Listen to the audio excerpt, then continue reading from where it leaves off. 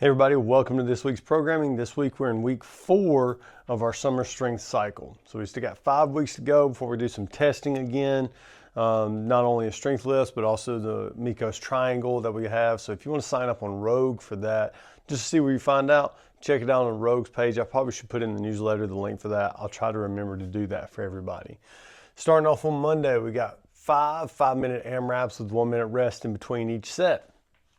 Starting off, we're gonna do 12 pull-ups, 9 single arm dumbbell hang power clean and jerks, 21 overhead squats, 9 single arm dumbbell hang power clean and jerks with the other arm, and then you have 12 pull-ups again, and then you're gonna do max calories on the bike in the remaining time.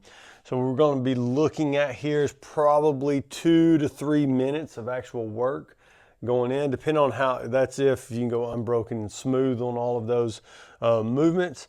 And then you get basically a 1-to-1 work to rest on the bike, maybe a little bit less on the bike, depends on how you scale up or down on this workout. Scaling up, we're doing chest to bar pull-ups. Dumbbell weight is going to stay the same for that, but the overhead squat weight is going to add up on, is going to go up. If you need to scale that down, we're doing banded pull-ups, very light dumbbells, maybe a barbell with the overhead squats, or even if we have to do double dumbbell or kettlebell front rack squats. If you can't get in that good overhead position, and then max calories on the bike. The goal, once again, for those types of exercises is just staying consistent. If it takes 2.5 minutes to finish up the movements and 2.5 minutes on the bike, and you get, say, 60 calories, I'm trying to keep that 2.5 and 60 calories the entire time. Don't want to dig too deep into the hole in rounds 4 and 5, even though that's probably where you're going to start feeling it the most. But trying to stay smooth and consistent and having perfect reps. Remember, perfect reps, I'd rather see those this time of year instead of really trying to hammer down and trying to be as fast as you possibly can. I want all of those reps to be perfect. Your pull-ups, whether you do kipping, butterfly, strict, on those movements, all the reps should be the same. All the rep schemes should be the same. Like, we want to try to stay as smooth as possible throughout that entire workout. Tuesday, we're going with our deadlifts, 4 reps, keeping that 3-1-1-1 tempo every 2 minutes on the minute for 8 minutes. So we're dropping down 1 rep. So hopefully, instead of doing 20 reps, you got 16. We're probably, a lot of us were in that time, we're in that around that load that was going to require us to start breaking it up. But once again, we're trying to keep that double overhand grip, no hook grip, for as long as possible. That just helps build, 1, better grip strength, 2, upper back strength, and the ability to stay in a good position under a heavy load. Then after that, we're going to do a quick burner. Well, hopefully it's semi-quick for some of us. 3 rounds for time, 100 double unders, 15 deadlifts, 225, 155. So now we can speed up on those deadlifts. We can mix grip, keep the bar close, and then 15 bar facing burpees. After that, we got some accessory work. We're going to change up those movements. Today, you got back extensions. If some of y'all want to flip that around and do like reverse hypers, that'd be a really good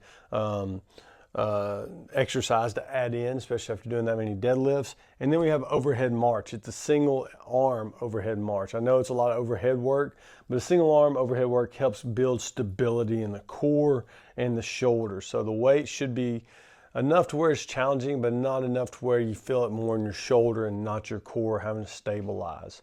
So some of you will have to work to find what weight is yours. But remember, we're going to be doing that for the next 3 weeks.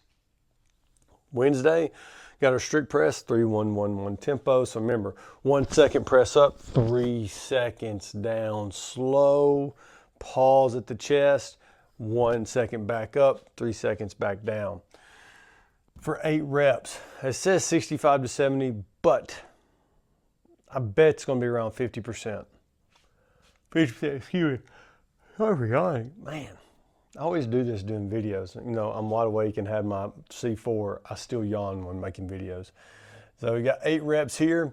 I would say maybe 50% would be a good place to start. I put 65, 70 just because that seems like a good spot usually for majority of CrossFitters, because we're not big power lifters, so our max numbers are not super high.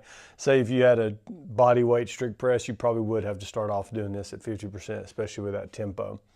Then we got a 4-time piece of straight gymnastics, 60, 50, 60 to 10, 60, 50, 40, 30, 20, 10, 210 push-ups. And then 30, 25, 20, 15, 10, 5 of V-ups. So that's a little different than what we usually do. You're going to do a lot of breaking up. Obviously, this is going to be a very upper body push, heavy exercise workout. And we want to see perfect push-ups. And I know we always complain about having crappy push-ups whenever we go. But the first thing that always should touch be your chest, not your hips, not your quads. So if you need to elevate your hips and quads, even on a mat, if you're doing assisted push-ups, elevate them. Now, if you can't, I don't know why I'm yawning so much. If you can't do a good push-up and you know it's just not happening for you today, I would recommend doing light dumbbells. Getting on a dumbbell bench press. 1, it gets you good full range of motion. 2, it focuses on the right muscle groups. And 3, it allows you to pick out a weight that you can do a lot of volume with. Because like I said, this is a good volume style workout for the upper body push. And then after that, we got some accessory work. 1, we're going to do max effort dips. I know you've done a lot of pushing, but now we're going to go here and mainly focus on a little bit more of the triceps and chest, finish out that good upper body push burner exercise right there. And then plus I'll help out with the chest a little bit more. And then we're doing max chin ups. So with the chin ups right here, we're doing 3-second descent. So instead of getting a high number of reps, like some of you may do, like 6 to 10 plus reps, you might be 3 to 5, especially after the pump you're going to have in your arms and your chest after this. But it's just good to have this in that 3-second eccentric loading going down. Remember, palms facing you. Thursday, we got our Mikos triangle training. I know we did 24 minutes not too long ago of this EMOM. Last week we did a 40-minute AMRAP, mixing in a lot of stuff. This week we're going 32 minutes, not quite to that 40 minutes yet. Max calories on the bike, row and ski, rest 1 minute.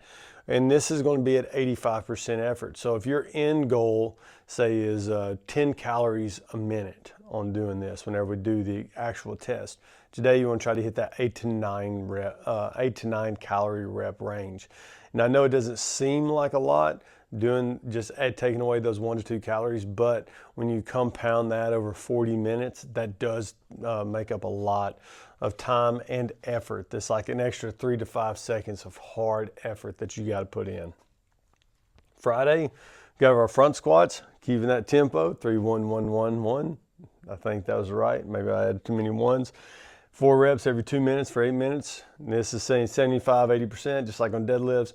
Probably just adding 5 pounds, 10 pounds, what you've done the previous week that you were here. So if you've been here the past 3 weeks, you know exactly where you're at. If you were here, if you missed last week, maybe you did it week 2, you're just going to add from there when you go. Then after that, we got a 15-minute AMRAP. We're going to do 6 front rack alternating forward lunges, 7 shouldered overheads, and then an 8 to 6 calorie bike ride on that. So we're keeping sorry about the 8 to 6 calories. This way it was originally. Now I changed it up. 200 meter run as you go.